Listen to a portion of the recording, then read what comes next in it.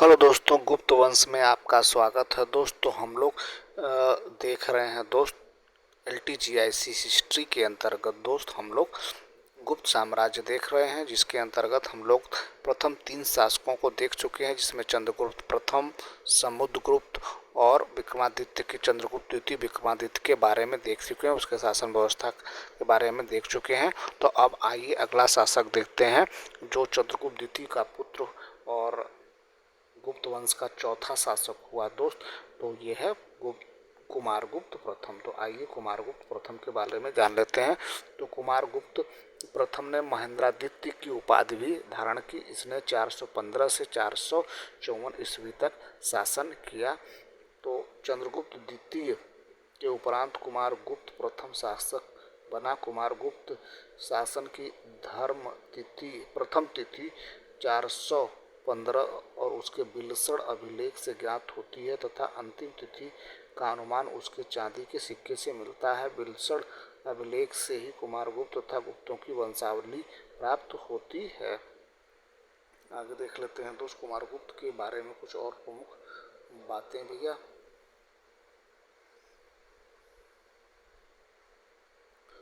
कुमारगुप्त के सुव्यवस्थित शासन का वर्णन उसके मंदसौर अभिलेख से मिलता है। यह अभिलेख एक प्रशस्ति के रूप में है, जिसकी रचना वत्स भट्टी ने की है दोस्त। उसके साम्राज्य में रहने वाले वत्स भट्टी ने की थी। इसी प्रशस्ति में भारत में विज्ञापन का सर्वप्रथम उदाहरण प्राप्त होता है। गुप्त शासकों में सर्वाधिक अभिलेख कुमारगुप्त के मिलते हैं।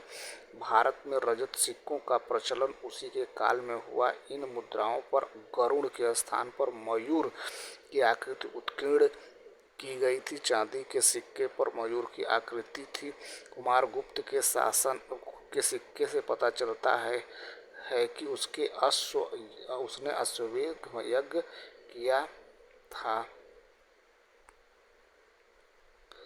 स्कंदगुप्त के भीतरी अभिलेख से पता चलता है कि कुमारगुप्त के अंतिम दिनों में पुष्यमित्रों का आक्रमण हुआ था। उससे निपटने के लिए उसने अपने पुत्र स्कंदगुप्त को भेजा और अंततः पुष्यमित्रों को पराजय का सामना करना पड़ा। कुमारगुप्त के ही शासनकाल में नालंदा विश्वविद्यालय का स्थापना हुआ। तो ये मोस्ट इम्पॉर्टेंट है दोस्त। पिछली बार यूपी टीजीटी में यह क्वेश्चन पूछा था कि कुमारगुप्त की स्थापना किसने की थी। कुमारगुप्त ने नालंदा विश्वविद्यालय की स्थापना की थी दोस्त, लेकिन वहाँ पे ऑप्शन स्कंदगुप्त को माना गया था। इस विश्वविद्यालय को ऑक्सफोर्ड ऑफ महायान बौद्ध कहा जाता है दोस्त। कुमारगुप्त के शासनकाल तक गुप्तों की वंशावली मिलती है। कुमारगुप्त महेंद्रादित्य, श्री महेंद्र तथा अश्वमेध महेंद्र आदि उपाधि धारण की। अब आते हैं दोस्त अगला शासक देख लेते हैं मित्र। आइए स्कंदगुप्त के बारे में कुछ प्रमुख बातें जान लेते हैं दोस्त। स्कंदगुप्त ने 455 से 467 तक शासन किया। इसने क्रयादित्य की उपाधि धारण की थी दोस्त। कुमारगुप्त प्रथम की मृत्यु के बाद स्कंदगुप्त शासक बना। उसके शासन की बागडोर संभालते ही हुणों का आक्रमण हुआ।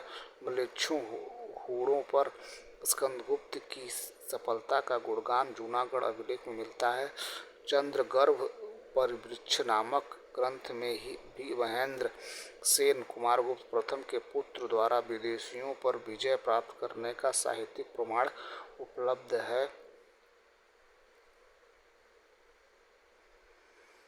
स्कंदगुप्त एक योग्य सैन्य संचालक के साथ ही एक कुशल प्रशासक भी था। उसने गिरनार पर्वत पर स्थित सुदर्शन झील का पुनरुद्धार कराया, जिसका निर्माण चंद्रगुप्त मौर्य ने किया था और अशोक तथा रुद्रदामन ने मरम्मत कराई थी। स्कंदगुप्त ने सुदर्शन झील के पुनरुद्धार का कार्य सौराष्ट्र के गवर्नर पर्ण दत्त के पुत्र चक्रपाली को सौंपा था। उसने झील के किनारे एक विष्णु मंदिर का निर्माण भी करवाया था। स्कंदगुप्त को कौहम स्तंभ लेख सक्रियादित्य, आर्य मंजूश्री मूलकल्प में देवराय तथा जूनागढ़ अभिलेख में श्री परीक्षित वाच्छा कहा गया है। ह्वेनसांग ने नालंदा संग्राम को मनवाने वाले शासकों में शक्रादित्य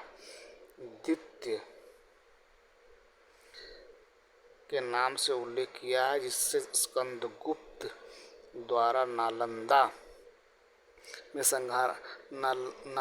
संग्राम को सहायता देने का प्रमाण मिलता है। स्कंदगुप्त ने 466 ईस्वी में चीनी सांग सम्राट के दरबार में राजदूत भेजे थे। इससे उसके सुदूर चीन के साथ मैत्रिक संबंधों का पता चलता है। स्कंदगुप्त के उत्तराधिकारियों में बुद्धगुप्त सबसे अधिक शक्तिशाली राजा था।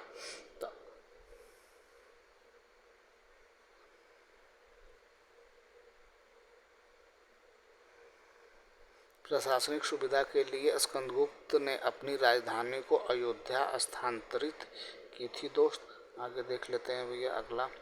अब देखते हैं हूण आक्रमण, देख लेते हैं दोस्त हूणों का आक्रमण। तो हूण आक्रमण, गुप्तों के पतन के कारणों में हूणों का आक्रमण एक विशिष्ट कारण रहा है। दोस्त तोरमाड़ हूणों का प्रथम शासक था। धन्य विष्णु ने एरण मालवा अभिलेख में तोरमाड़ का जिक्र आता है। कुवलयमाला नामक जैन ग्रंथ में तोरमाड़ नामक शासक द्वारा चंद्रभागा नदी के तट पर पौवब्या नामक स्थान पर शासन करने का उल्लेख मिलता है। दोस्त आगे देख लेते हैं भैया।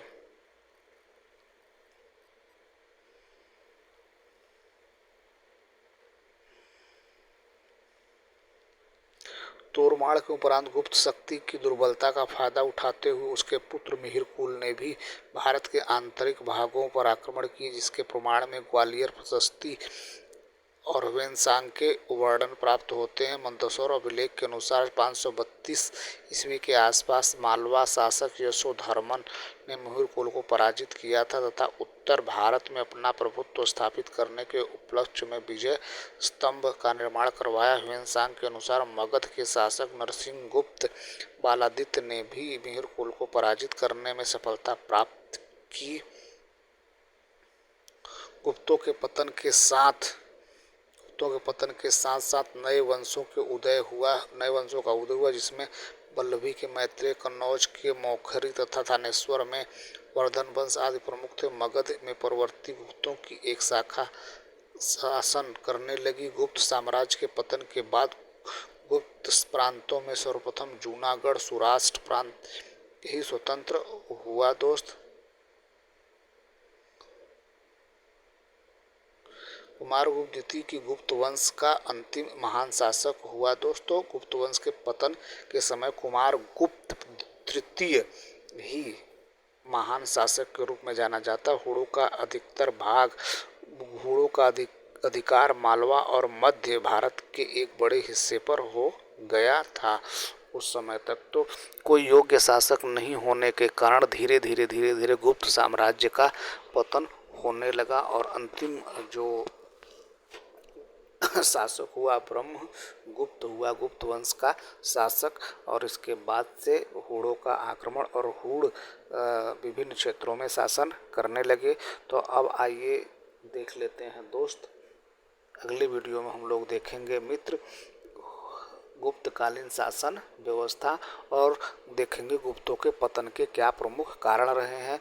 इतने बड़े महान शासक हुए, चक्रवर्ती राजा हुए, फिर भी इस वंश का पतन धीरे धीरे हो गया। तो ठीक है दोस्त, ये रहा आज का वीडियो। हमारा प्रयास अगर ठीक लगे तो हमारे चैनल को सब्सक्राइब करें, अपने दोस्तों को शेयर करें। Thank you so much for watching this video.